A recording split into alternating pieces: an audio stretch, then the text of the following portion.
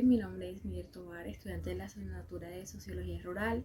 Bueno, inicialmente quiero resaltar la importancia de lo abarcado en este semestre. Este se dividió en tres aspectos. Primeramente, la parte histórica, como segunda medida la parte teórica y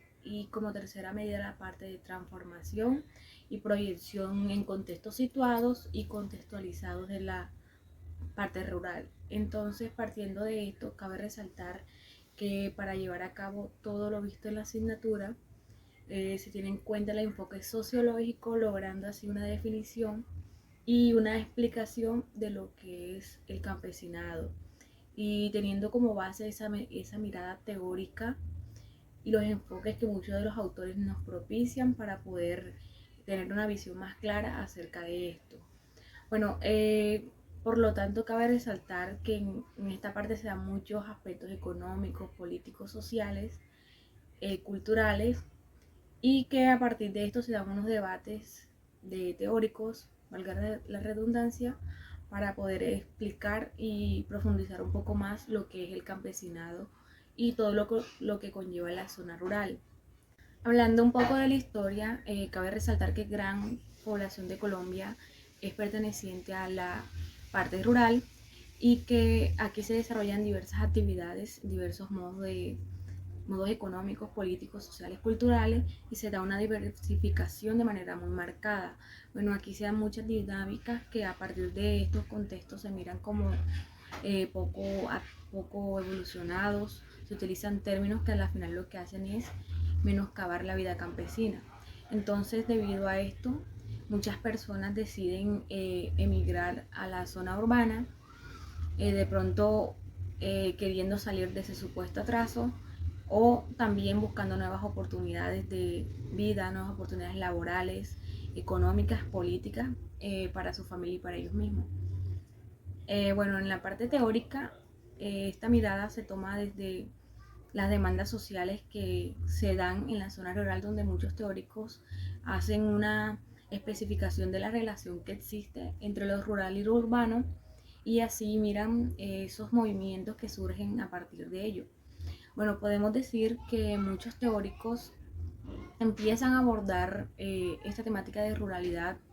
desde un supuesto cambio social contextual, donde lo que busca es por medio de esas perspectivas conocer cómo se da la vida rural, la cual está marcada actualmente en esa globalización y toman esa premisa de pensar y repensar la vida rural. Bueno, entonces, a su vez también aquí se habla de esa relación y de esa reforma agraria y de otros aspectos que se dan aquí en Colombia. Bueno, en cuanto a la parte teórica, también podemos resaltar en esta cátedra de Sociología Rural que se dieron varias categorías, bueno, en realidad fueron dos categorías importantes, que fue el enfoque ortodoxo y el enfoque heterogéneo. Bueno, a partir de esto, de este enfoque heterogéneo, se resalta ese carácter de diferenciación social, donde se tienen en cuenta varias maneras o formas de producción de las decisiones internas de la vida campesina, de los modos de vivir, de esa producción que se da en ellos. Bueno, es decir, se mira como al campesino cómo se desenvuelve dentro de ese contexto de globalización, también teniendo en cuenta la parte familiar, la clase social que muchas veces es baja, la explotación y las familias agrícolas que se presentan, que muchas veces carecen de propiedades. Por otro lado, tenemos que resaltar el enfoque ortodoxo. Bueno, este es un enfoque eh, que tiene que ver más que todo con ese comportamiento económico de los campesinos que a través de los valores, de la actitud, de la cultura, se ve marcado y bueno, este rechaza a los trabajadores sin tierra y muestran una dependencia más económica, política, donde el campesino produce para su consumo y bueno, aquí siempre se da esa parte comunal y esa relación con la tierra. Bueno, partiendo de esto, cabe resaltar la importancia que tienen los territorios para el desarrollo de lo rural Y bueno, aquí también se presentan muchos conflictos debido a ese ámbito social, al ámbito económico, al ámbito ambiental y sobre todo acerca de los recursos naturales. Bueno, vemos que cada territorio debería brindar una garantía para la protección y el uso adecuado de sus recursos, el uso adecuado del suelo y así lograr un mejor beneficio. Bueno, la vida campesina a lo largo de la historia se ha visto enmarcada por muchos procesos, como lo son muchas veces el abandono, la exclusión, la marginalización, pero bueno, asimismo podemos decir que en Colombia y en el Cesar han sido muchos los actos y los procesos de violencia en los que ellos se han visto involucrados, que como también vemos la influencia de los grupos armados, que ellos han hecho partícipe en esto y que muchas veces obligaban a las personas a abandonar a sus tierras, su familia, y se daba ese proceso de marginalización y muchas veces los asesinatos eran muy numerosos. Bueno, en todo lo largo del semestre también hablamos de ese proceso, de la historia de la reforma agraria. Esto lo que buscaba era generar procesos de cambio en cuanto a que muchas personas tenían acumulación de tierra y campesinos no tenían ni siquiera dónde cultivar sus alimentos. Entonces, debido a esto se daban una serie de reformas, pero esto del todo no se cumplía porque todavía y en épocas anteriores la acumulación de tierra de los terratenientes se veía de manera muy notable. Las familias campesinas aún sin tierras, arrendando terrenos o trabajándole a otras personas, se evidencia y se evidenciaba. Bueno, esto también ha generado muchos conflictos territoriales. Aquí los grupos armados también han tomado pie de esto. Eh, Muchas personas se han vuelto más ricos. Se han dado muchas situaciones de desplazamiento de manera forzada, de violencia, cultivos ilícitos y muchos más conflictos que a lo largo han creado perjuicios a la parte rural y territorial. Bueno, teniendo en cuenta esto, es importante relacionar aquí la ley 100 y la ley 200. Bueno, teniendo en cuenta esto, la ley 200 de 1936 lo que hacía era un impulso hacia la concertación y la negociación de los trabajadores con sus patrones. Y bueno, la ley 100 salió a modificar esa ley. Esta era un poco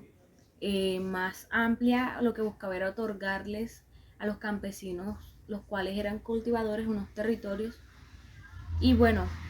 adentrándonos un poco hacia lo local, vemos que en el Cesar estas tierras es ampliamente productiva, no solamente por su población, sino también por su cultura, sus recursos, su biodiversidad,